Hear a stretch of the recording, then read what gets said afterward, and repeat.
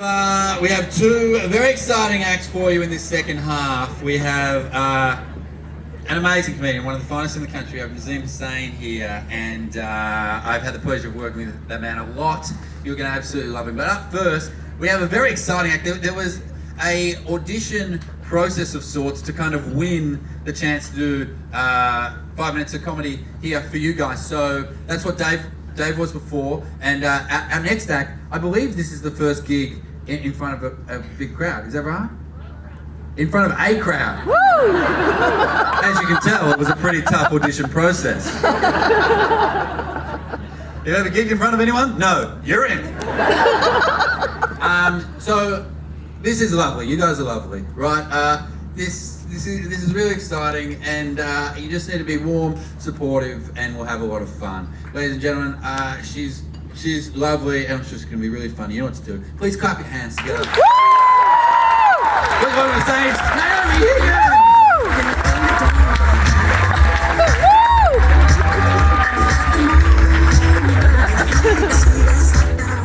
Hey guys, that's way too tall. So I hate it when people say they're old-fashioned, and it's usually to support some really shitty opinion as well. I guess I'm just old-fashioned. And I don't know, they think it's some redeeming quality, but do you know what else is old-fashioned? Owning slaves, selling your daughters, doing a genocide. There's like this old man who was hassling me when I was in the line for the toilet at Macca's for being on my phone and about our generation in general. And he said, "What would you even do without your TV?" And I told him, "I don't have a TV." And he was like, "I know, but you get my point." And he kept going, and he said, "When I was your age, we used to just go on adventures. We'd just start walking and we wouldn't even know where we were going." And I thought, that sounds like shit.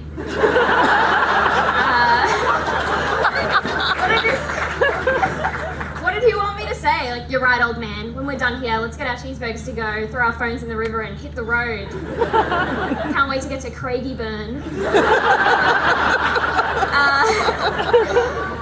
I'm usually just sitting at home on Facebook anyway. Speaking of which, have you guys seen the Don't Judge challenge on Facebook? Yes? No? If you haven't, it's this social media challenge where really attractive people draw fake acne and monobrows and gap teeth onto their face, and then they film themselves looking really ugly, and then they put their hand over the camera, and when they take their hand away, they reveal that they're actually a fuckhead.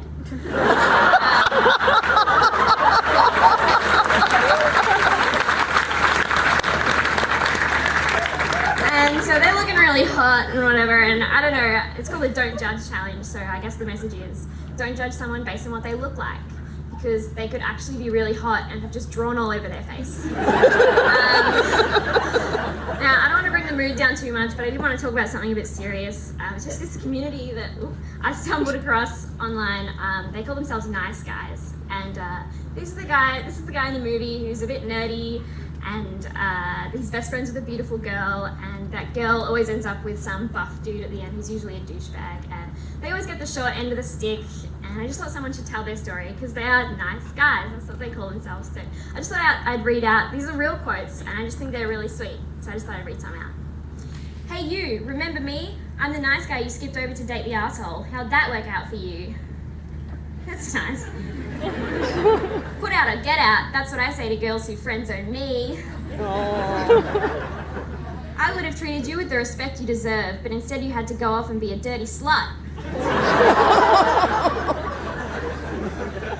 "For all the months of trying to be a true friend, comforting you when times got rough, the sweet text messages, the meaningful heartfelt songs I sent you, all that, you never made first contact. Then I handed you my heart and you threw a cold glass of piss in my face. All I want you to do is bleed like I have. Respond to me, you rancid swine."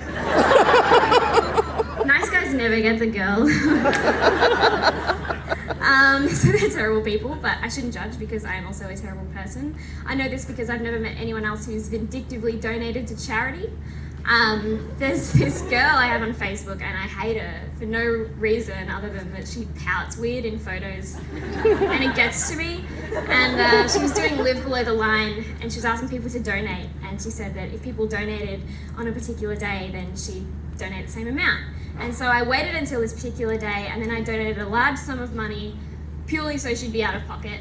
And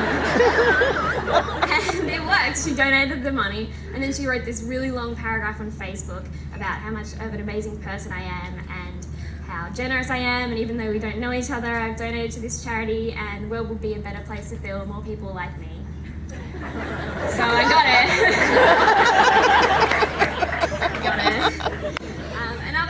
Another group of people who annoy me more than they should are people who brag about mental disorders that they think they have but obviously don't.